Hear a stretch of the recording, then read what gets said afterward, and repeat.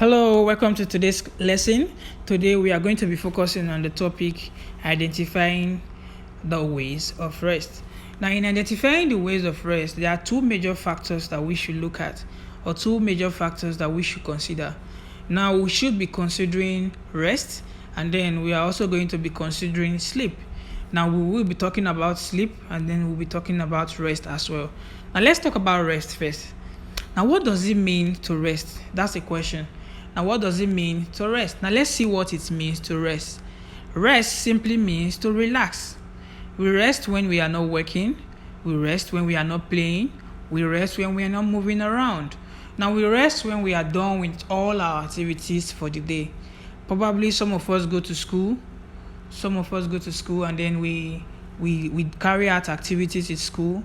We play with our friends. We talk with our mom. We talk with our dad. We talk with our like our friends in school, and then we play. Some of us run around as well.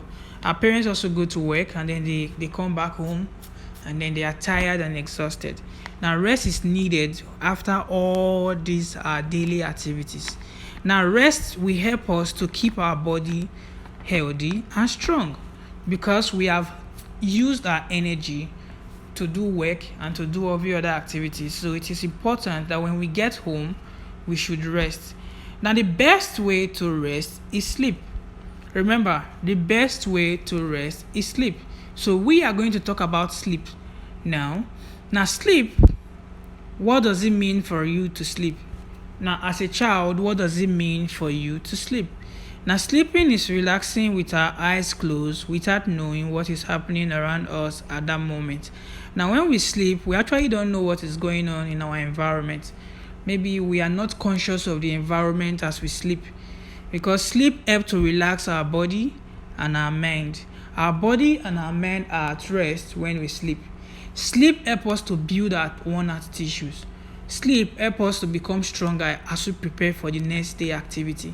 Because we've had a long day today, we've exhausted all our energy on the work that we did, in our school work, in our school activities. So it is important that we should come home and sleep and rest as well.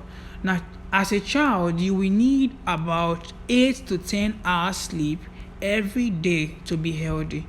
So any child that does not get 8 to 10 hours sleep every day, you find out that when the child comes to class, the child comes to class to sleep because he or she did not get a good sleep throughout the night. So it is important that we should sleep at least 8 to 10 hours every day. Now, aside this, we are also going to talk about some important ways of resting. Now, let's see some important ways of resting. Now, sleeping and lying down is a very good way of resting. Now, as you can see, these both kids on this picture, they are sleeping and at the same time, they are lying down. Now, let's see another way, listening to good music. This is a very good one. A very good one to rest. Some of us listen to good music as a way of resting. It's a very good one.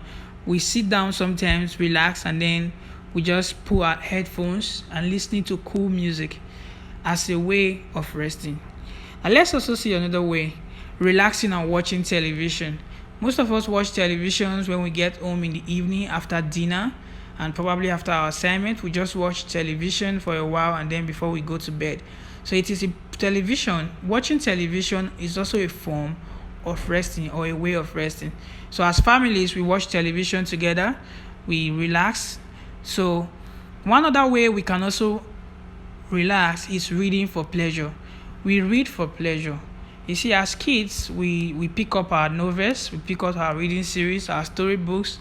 We read when we are not doing anything. It's also a way to relax because we see that relaxing our minds at that point in time, we'll be reading these novels and then we'll get more understanding. Now, let's see some best conditions for resting.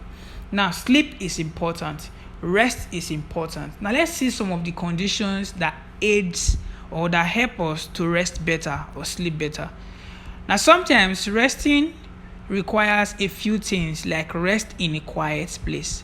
Now, as you can see, the young man on the chair is sitting down in a quiet place, having a quiet time alone, resting. So if you rest in a place like this, you'll be able to rest better. Now let's see another condition for rest. Rest when we are not hungry. Oh, this is a good one. As you can see, he's even smiling as he's resting because I think he just had a drink. A drink is still by his side.